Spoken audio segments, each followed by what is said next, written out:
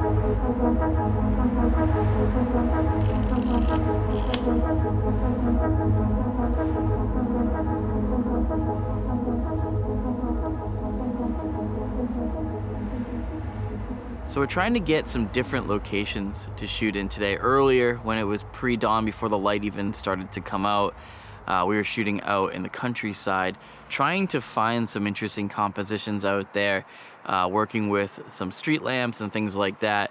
But I gotta admit, it was really, really difficult. And now as the sun is starting to rise, I think we're gonna head towards the city into Holyoke and see if we can find some compositions out there. Just try to work with this film a little bit and work within this format. I am finding it really difficult to frame my images, and I think that's sort of like normal for this type of stuff. Everybody has a hard time framing for this. I know people have built masks for the rangefinder. I did not do that. I just assume it's going to be a little bit lower than center, and we'll just go from there. At the end of the day, it's a fun experiment. It's not professional. So let's have fun with it, right? That's the point, my friends. Have fun. I lost track of that this morning when I was freezing my fingers off out in the middle of nowhere, photographing some cows, and as I'm advancing, I'm like, did I focus that last shot? Was that f8 or was that f5.6? What did I just do? I made so many mistakes, non-stop mistakes, actually. So I don't know if any of those pre-dawn images are even going to come out. I'm hungover from the Christmas break. 3 straight days of fairly heavy drinking. Doesn't really go very well for somebody my age. And I got like 2 hours of sleep last night. I was so jazzed to see all this fog. I was like, I gotta get out early and shoot it. And whenever I'm excited to shoot, I just can't fall asleep. It's a problem. I'm sure other people deal with that too. But I just had no sleep, running on energy drinks, and again, really hungover. A lot of brain fog. Trying to work through it though. doing our best.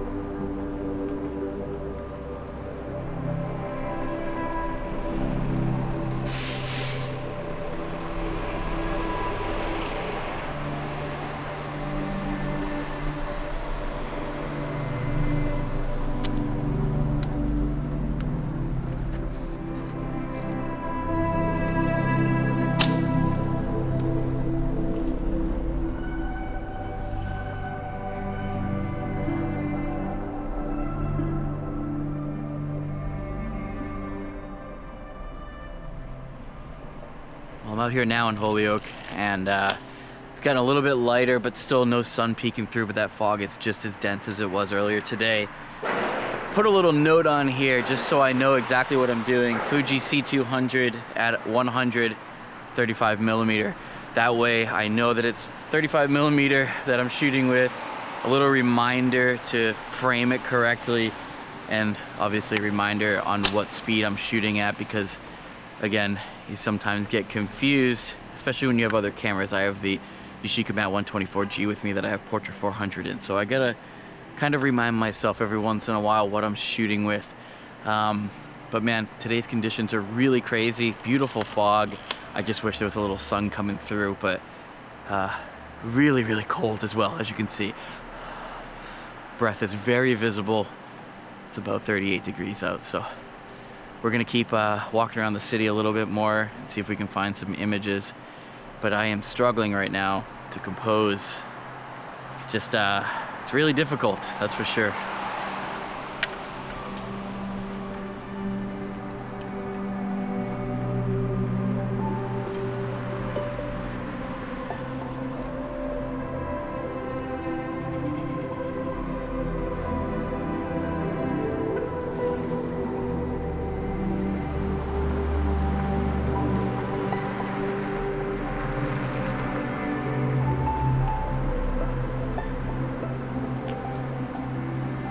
I've shot a lot of campers in my day, did a whole video on campers, but one that I see over and over again is a bounder, which is the camper that was used in Breaking Bad, which is one of my favorite shows. But this one's been sitting here for a couple of days now. There's a little note on it saying that they're gonna be leaving it here for, well, at least till the new year, and that they're gonna be moving it. I guess somebody bought it and moved it over here that lives right over across the street. But it's just interesting to see with the abandoned buildings in the background and some of the other sort of interesting aspects of an image that will only enhance it, I hope. With all that fog, it looks nice too. But I'm having a really hard time composing. I'm really lifting my tripod up quite a bit. As you can see, it's pretty high up. It's about as high as I can get it. It's just a little over my height, maybe I'd say like 5'10", 5'11". So it's just a little bit taller than I am, but I'm really just having a hard time figuring out compositions with it. Again, trying to create that depth by putting things in front of it, but in a situation like this, we have nothing to put in front of it. The bounder will be the subject. Everything else behind it will just be filler. And hopefully this image turns out okay.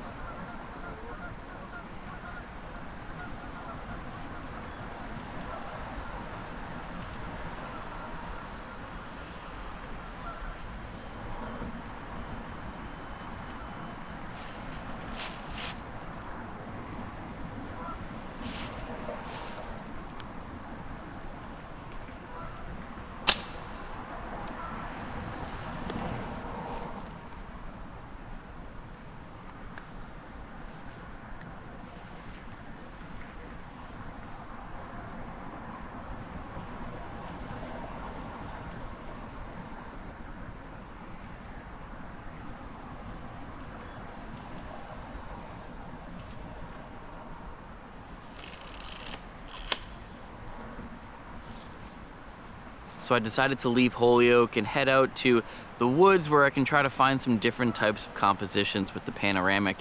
And as I was driving, I was thinking about one of the things that I was doing that I sort of was doing unconsciously. And I think it's a little trick that might help you guys make some better compositions with panoramics. And that is getting closer to your subject. Now, when you're taking panoramics, I watched a lot of videos and I watched a lot of tutorials and articles and stuff like that. And a lot of the stuff I was seeing, a lot of the images were very pulled back, very expansive landscape type of stuff, streetscapes, street scenes, but very, very pulled back. And one thing that I picked up on out of all the images that I was seeing was that there was a lack of depth. And that can happen very, very easily with panoramics because there's just a smaller frame to work within. And what I've been doing is going out to scenes, and I'll take earlier in the day, for example, when I was shooting the cow, I set up my tripod and I just let my intuition take over like I always do and just tried to find a composition. And once I found a composition, what I did was I moved my tripod about 15 feet closer to the subject. And then I recomposed, fine-tuned some things, found focus, and I took my shot. And the reason why I moved closer was because I really wanted to create depth within the image. And when you're standing far back, it's hard to find things in the frame that give you a little perspective. So adding things like adding a line or light or structure, all these things can kind of help create depth in the image. And I'm not talking about just simply stopping a lens down or shooting it wide open or things like that, but really allowing the scene to sort of be as it is and not try to crowd it or not try to get too cramped. So there's some fine tuning that can be done, but trying to find depth within panoramics, I think, is the biggest tip I can give you to making successful images.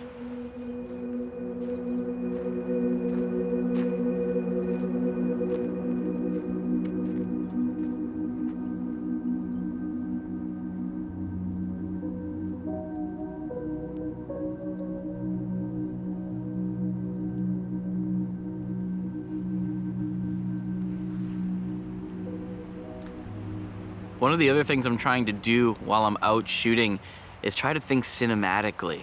And I know that that word has a lot of negative connotations to it because, you know, TikTok and Instagram Reels use it so flippantly.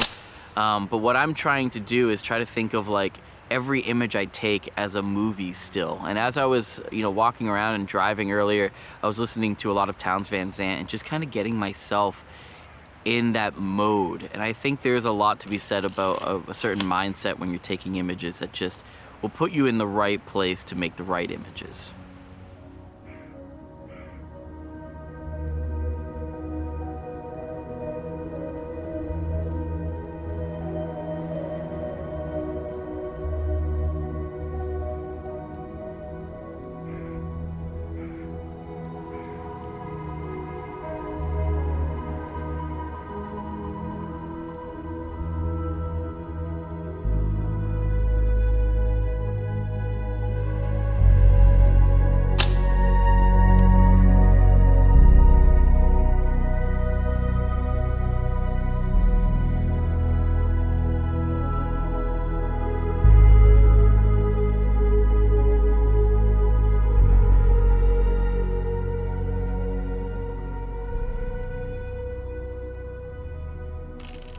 All right, I am so exhausted. I'm sure the bags under my eyes tell the story. It's been a long, long day, just energy drinks, and I don't know what is powering me to get up and do what I'm doing. I mentioned it earlier, I'm still hungover and I'm just like not in the right headspace, but like somehow, some way I feel like I created something really interesting today. And I hope it translates in the images. If not, oh well, I guess. But I had a lot of fun making this video, and I had a lot of fun shooting panoramics. In fact, I'm really hoping that they turn out all right, fingers crossed, because if they do, I might want to start doing this a little bit more because it's just fun. It's just fun, guys. All right, well, I'll see you guys all the next time. Wave goodbye to the Fuji GSW. Wave goodbye to me. I'll see you soon. Bye.